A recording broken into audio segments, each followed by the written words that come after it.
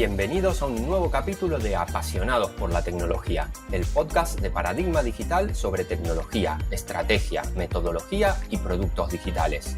¡Arrancamos! Hola, te damos la bienvenida a un nuevo episodio de nuestro podcast. Si eres desarrollador o desarrolladora, seguro que en muchas ocasiones te has encontrado frente a un código que te cuesta entender, que genera errores, que es difícil de mantener. Y también seguro que ya sabes que existen una serie de recomendaciones y técnicas que permiten tener un código limpio y más usable. La verdad es que, por desgracia, el hecho de que existan, bueno, pues no significa que todo el mundo las use. Y es esto de lo que vamos a hablar en el episodio de hoy, de Clean Code. Hoy me acompaña Antonio José García. Él es arquitecto backend en Paradigma Digital y es experto en el tema. Muy buenos días, Antonio, ¿cómo estás? Muy buenos días, Maribel. Yo muy bien, ¿tú qué tal? Pues muy bien también, aquí estamos. Me comentabas que eras backend, arquitecto backend, perdona, pero que tenías alma de desarrollador, ¿no? Sí. Siempre me gusta estar ahí trasteando con el código y estar pegado al código. La verdad que es mi vida esa.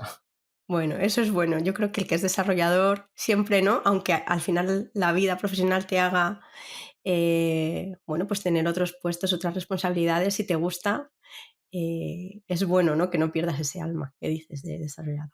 Sí. Bueno, antes de empezar a profundizar sobre el tema, y bueno, he dado algunos matices ya en mi introducción, cuéntanos, Antonio, qué es el Clean Code. A ver, igual que en el webinar y en el ebook, no hay una definición exacta. Al final tiene que ser algo que el que venga por detrás entienda. Al final tenemos que estar nosotros implicados con lo que estamos desarrollando. Porque de hecho, al final, como dice también en alguna de sus charlas Víctor Cooper, lo que importa es la actitud. Al final siempre está conocimientos y habilidades, pero lo que multiplica es la actitud. Entonces, tenemos que implicarnos y sobre todo también aplicar el sentido común. Y evidentemente, pues tener también una buena calidad de test, que haga solo una cosa y la haga bien, y al final, pues tiene que ser algo que nosotros podamos leer como nosotros leemos un libro, que entendamos, que de izquierda a derecha, con sus párrafos, que tenga toda una coherencia. Y bueno, no es una definición exacta, pero todos estos puntos aportan lo que podría ser una definición. Lo iba a comentar yo más adelante, Antonio, te has adelantado, que tú ya has dado un webinar en Paradigma y tienes, de hecho, también un ebook. Vamos a dejar en la descripción del episodio los links, por si hay alguien más que le apetece echar un vistazo. Y hoy vamos a hacer una introducción por encima, pero ahí hablas mucho más en detalle, así que vamos a dejar el link, para los oyentes que estén interesados. ¿Hay algunas reglas o principios ya definidos que nos ayuden a empezar a generar código limpio, Antonio? Sí las hay. Ujú. Hay recomendaciones, buenas prácticas, patrones, antipatrones. Como buenas prácticas podríamos hablar de la regla del Boy Scout, de dejar el campamento más limpio de lo que nos encontramos. Tendríamos la teoría de las ventanas rotas, que es ir arreglando esas pequeñas partes de código que nos encontramos, que sabemos que están mal. Pues luego tendríamos los patrones SOLID, que al final, pues como definió Robert C. Martin, son unos principios que nos hacen que nuestro código sea de calidad. Tendríamos el patrón dry, de que no nos repitamos, patrón stupid, que es un antipattern. Y al final, bueno, también tendríamos recomendaciones sobre nombrado, ordenación, comentarios, cómo generar una clase. Y al final, aunque no lo parece, todo está muy interrelacionado y igual que al final no hay una definición exacta, pero al final sí que está todo muy relacionado entre sí y hay una serie de reglas y principios que debemos intentar seguir e ir mejorando. Cuando estuve preparándome el guión, leí bueno, pues en la documentación que me enviaste, una frase me llamó mucho la atención, la voy a leer tal cual. El 80% de las modificaciones se realizan durante el mantenimiento y por personas que no desarrollaron esa pieza. O lees esto y es, desde luego, fundamental que el código se entienda y que se pueda mantener con facilidad por otras personas, ¿no? Mm. Al final, el ciclo de vida del software implica esto. Siempre hay evolutivos, cambio en el negocio, puede surgir algún error, un problema que nosotros detectemos de rendimiento. También efectivamente existe la rotación entre proyectos y demás, y más en este sector. Y por eso, cuanto más nos involucremos y mejor hagamos la vida al que venga detrás, muchísimo, muchísimo mejor. De hecho, me gusta mucho la frase esa de que hagamos el código como si el que fuera a mantenerlo fuera un psicópata que sabe dónde vivimos. Incluso, fíjate, aunque no existieran esas rotaciones de las que hablas, que sí que las hay, incluso para ti mismo, ¿no? Porque tú puedes escribir un código y ese código volver a modificarlo, pues no lo sé, 6 meses después, un año después, Totalmente, ¿no? totalmente. Y es que Y a veces no me acuerdo ni lo que he justo, desayunado justo, como para saber lo que he codificado hace una semana. No, no, eso nos pasa a todos. justo. Aunque, ya sé que por eso, aunque sea egoístamente, ¿no? Para ti, yo creo que es algo importante, ¿no? Pues eso, que Totalmente. esté todo bien, que sea mantenible, ¿no? Ujú. Otro aspecto también muy importante, Antonio, es la nomenclatura y los comentarios. Pues un poco por lo que estamos hablando, ¿no? Pues porque van a ser personas humanas, ¿no? Las que van a leer ese futuro código y bueno, vamos a necesitar entenderlo lo mejor posible. Eso es. Al final, el comentario para mí implica una responsabilidad y es algo que merece ser leído y también debe ser mantenido. Porque si no, un comentario obsoleto nos genera esa desinformación que son pistas falsas. Y tiene que servir muchísimo para la persona que venga detrás. Sí que hay que tener cuidado con el balance de que algunos desarrolladores pueden llegar a pensar, mi código es tan limpio y demás que está autocomentado. Bueno, al final hay siempre lógicas de negocio y demás con las que tenemos que tener cuidado porque nosotros las podemos tener en la cabeza muy claras, pero a lo mejor la persona que venga por detrás no. Entonces, siempre tiene que ser algo que aporte. Y la nomenclatura igual. Al final nos ayuda a ver lo que hay escrito, nos puede, si está mal, si no hay una buena calidad, generar pistas falsas y desinformación que nos obligue a ver los detalles de esa implementación.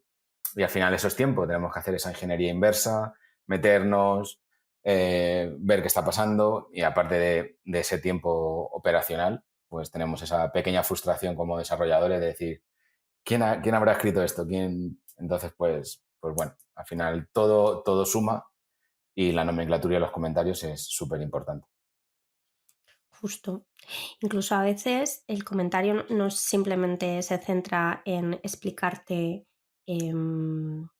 lo que hace esa línea de código, ¿no? Sino que también da información sobre lo que ha entendido la persona que está desarrollando sobre la implementación, ¿no?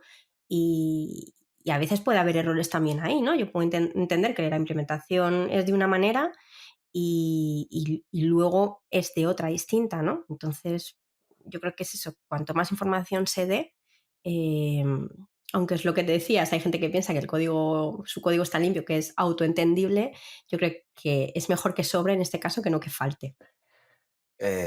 Sí, estoy de acuerdo contigo. Lo que pasa es que también es lo que comentaba antes, que al final es una responsabilidad y tiene que ser mantenido. Así que tiene que ser comentarios muy focalizados y descriptivos y sobre todo pues que ayuden muchísimo al que venga detrás. Tiene que haber una balanza ahí, sí. Hmm. Hace tiempo las funciones eran subrutinas compuestas por miles de líneas. Después vinieron pues, otros lenguajes que limitaban el tamaño de estas funciones, de las funciones. ¿Cómo deberían de ser? ¿Cómo debería? ¿Cuál es la mejor definición de una función? Pues sobre todo hay dos reglas. La primera es que el tamaño tiene que ser reducido Ujú. y la segunda es que aún tiene que ser más reducido. Ajá. De hecho, Ken Beck, que es uno de los creadores de las metodologías software de desarrollo, empezó con Extreme Programming o XP, que luego Clean Code bebe de todo ese conocimiento, llegaba a tener código con funciones de 3 y 4 líneas, todo su código. A lo mejor puede ser un poco demasiado purista, Pero bueno, al final lo que se busca es que esa función tenga una responsabilidad única. Entonces, si tenemos una función muy grande, pues se nos debería encender esa pequeña luz roja y decirnos, ojo, seguramente aquí estés haciendo más de una cosa, puedes extraer parte del código y dejarlo mucho más sencillo. Al final, también el tener un tamaño reducido nos favorece a nosotros mismos en poder escribir unos test más fácilmente que si tenemos muchas ramas, muchos casos que probar. Entonces, al final es también echarnos una mano a nosotros mismos. Las excepciones y el tratamiento de errores también son fundamentales, ¿verdad? Tal cual lo dices. Al final es súper importante fallar rápido, no propagar esa excepción por capas y luego fallar. Fallemos lo más rápido posible y aportemos todas las pistas que nos podamos dar en ese error que se ha producido. Al final también tenemos que tener una buena gestión de excepciones, que podemos tener manejadores, podemos orientar los aspectos y sobre todo también tenemos que evitar el acoplamiento con terceros. Si nosotros estamos utilizando una librería de cualquier tercero y esa librería evidentemente tiene sus excepciones, nosotros debemos encapsularlas y propagar por nuestro código nuestras excepciones, porque si no, al final, si ese tercero, por cualquier circunstancia, cambiamos la librería, pues tenemos ahí un acoplamiento que debemos evitar.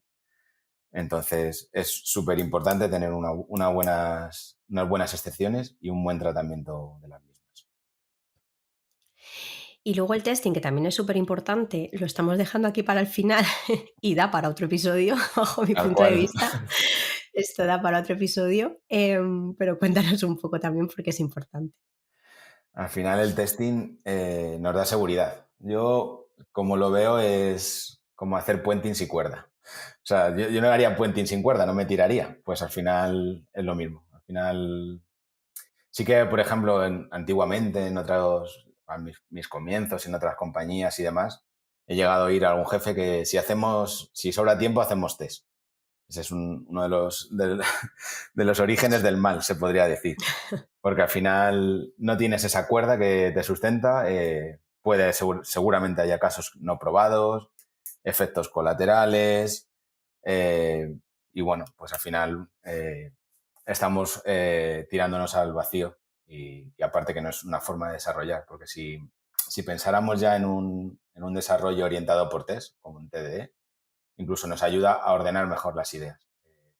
Y aparte, si utilizamos esta técnica de TDD, ya cuando hemos acabado el desarrollo, tenemos un primer test, que seguramente no cubra toda la funcionalidad, pero bueno, ya por lo menos lo hemos pensado bien desde el principio, lo hemos inspeccionado cómo debemos hacer esa tarea y bueno, siempre es mejor pensar que ponerse directamente a tirar líneas de código. Así que, y bueno, y de testing, como tú bien dices, nos daría para otro episodio porque luego también podríamos hablar de los test, como con los test de mutación, que ahora les estamos dando mucha importancia desde Paradigma. Y bueno, al final, pues es eso. Es como tener cuerda al hacer puenting. Bueno, lo que comentas de dejarlo para el final, yo eso lo he vivido, ¿eh?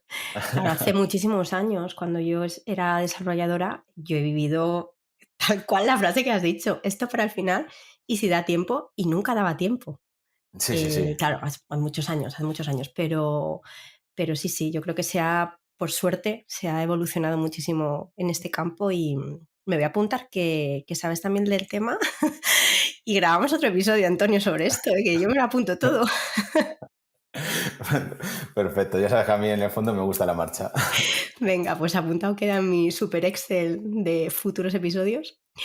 Em, para ir terminando ya, Antonio, ¿el Clean Code es algo general que puedes aplicar independientemente del lenguaje que estés utilizando o hay particularidades?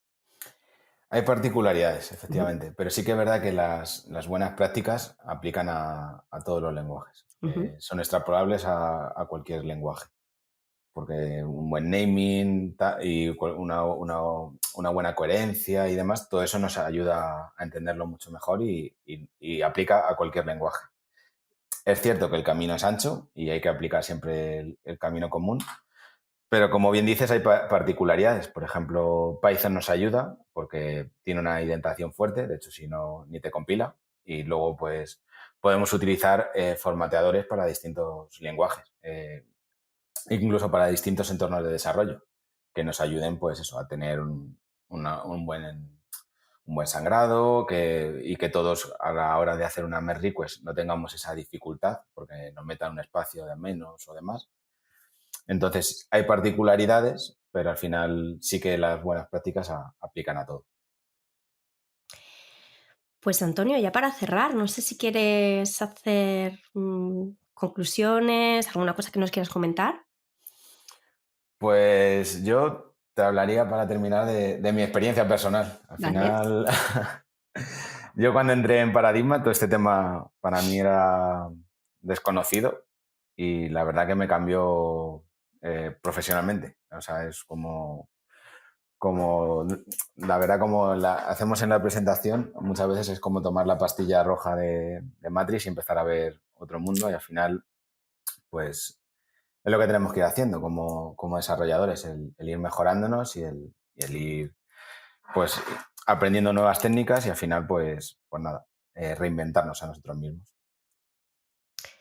Pues Antonio, muchísimas gracias de verdad por haber sacado un ratillo para grabar este episodio con nosotros y con nosotras, porque sé que estás muy liado y tienes 1000 cosas, así que te lo agradezco doblemente. Espero de verdad poder volver a grabar contigo otro episodio de testing, de lo que sea. Y nada, muchísimas gracias también a nuestros oyentes. Nos vemos en el próximo episodio. Adiós. Hasta luego. Cuando crees que un reto es grande, hay aún uno mayor esperándote. Gracias por escuchar el podcast Apasionados por la Tecnología. Puedes seguirnos en Twitter en @paradigmate y suscribirte a nuestra newsletter en paradigmadigital.com.